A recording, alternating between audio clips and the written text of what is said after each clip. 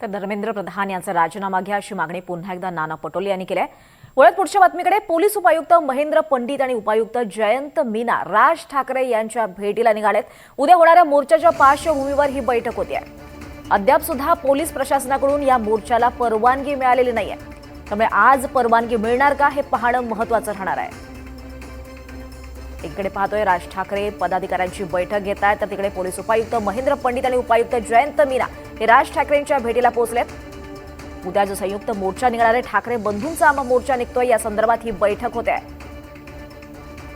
महत्त्वाचं म्हणजे अद्याप सुद्धा उद्या होणाऱ्या या मोर्चाला पोलिसांकडून परवानगी मिळालेली नाहीये। त्यामुळे आज दिवसभरात काय घडामोडी घडतात, आज परवानगी मिळते का हे पाहणं महत्त्वाचं राहणार आहे। मात्र आताची महत्त्वाची अपडेट आपण पाहतोय, पोलीस उपायुक्त आणि उपायुक्त हे राज ठाकरेंच्या भेटीला निघालेत। उद्या 26 तारखेला संयुक्त मोर्चा निघतोय ठाकरे बंधूंचा।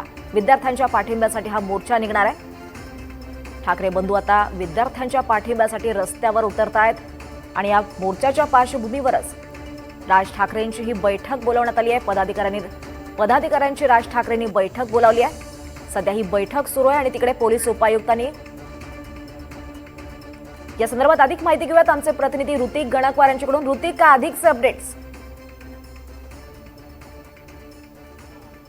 नक्कीच आपण बघतोय की पाठीमागे आपण बघू शकत असाल शिवतीर्थ हे राज ठाकरेंचं निवासस्थान आहे आणि बाहेर कार्यकर्त्यांची प्रचंड गर्दी आहे। सर्वच विभागांतले हे सर्व पदाधिकारी आहेत, कार्यकर्ते आहेत, खास बैठकीसाठी आलेले आहेत।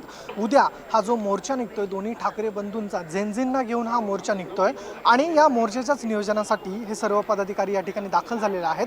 मात्र त्या अगोदर याच विभागातला म्हणजे हा झोन 5 आणि झोन 4 यांचे जे डीसीपी आहेत, झोन 3 चे डीसीपी जयंत मीना आणि झोन 5 चे डीसीपी आहेत महेंद्र पंडित, हे दोन डीसीपी आतमध्ये गेलेले आहेत। उद्याच्या मोर्चाची रूपरेषा कशी असणार आहे, किती गर्दी असू शकते विद्यार्थ्यांची, कार्यकर्त्यांची, आणि तसंच उद्याच्या मोर्चाचं सर्व जे नियोजन आहे त्याची बैठक सध्या सुरू असल्याचं पाहायला मिळते। अद्यापपर्यंत पोलिसांकडून या मोर्चाला परवानगी मिळालेली नाहीये। मात्र जी पोलिसांच्या वतीनं रणनीती जी आहे ती सुरू झालेली असून टप्प्याटप्प्यावरती उद्या पोलीस देखील हजर असणार आहे, कारण की हे मोठा मोर्चा निघतोय, मोठं आंदोलन हे निघतंय। कुठेही कायदा सुव्यवस्थेला बाधा होऊ नये या अनुषंगानं पोलीस प्रयत्न करणार आहेत आणि मोर्चा देखील शांततेमध्ये पार पडणार आहे असं आश्वासन दोन्ही ठाकरे बंधूंनी दिलेलं आहे। एकंदरीत बघतोय की उद्या शिवाजी पार्क परिसरातलं छत्रपती शिवाजी महाराजांचा जो पुतळा आहे त्या ठिकाणी अभिवादन करून मोर्चा जो आहे तो सरळ याच मार्गे सिद्धिविनायक मंदिरापर्यंत पोहोचणार आहे। त्याची सर्व तयारी जी आहे सध्या सुरू असल्याचं या संदर्भातले अपडेट्स तुमच्याकडनं घेत राहणार आहोत। तुर्तास धन्यवाद या सविस्तर माहितीसाठी।